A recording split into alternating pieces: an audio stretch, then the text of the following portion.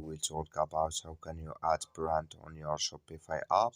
We're going to figure out the solution on how you can do that on your app. So all you have to do, you just go down, click on this sign down here. So when you click on this sign, it's going to show for us a list like this. Then all you have to do now, you just click here on settings. So then it's going to take us to this list here. Then all you have to do now, you just go down here. So you keep going down and you click here on brand. So you just click here on brand here. So then you come to this list and you go down here.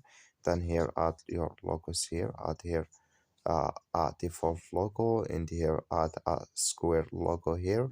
So then here if you want to add a premier color, and here add a cover image, then here add a slogan, and here add a short description here, and here if you want to choose social links, then it's going to add, and you go to create your brand on your Shopify app. That's all you have to do. Thank you for watching.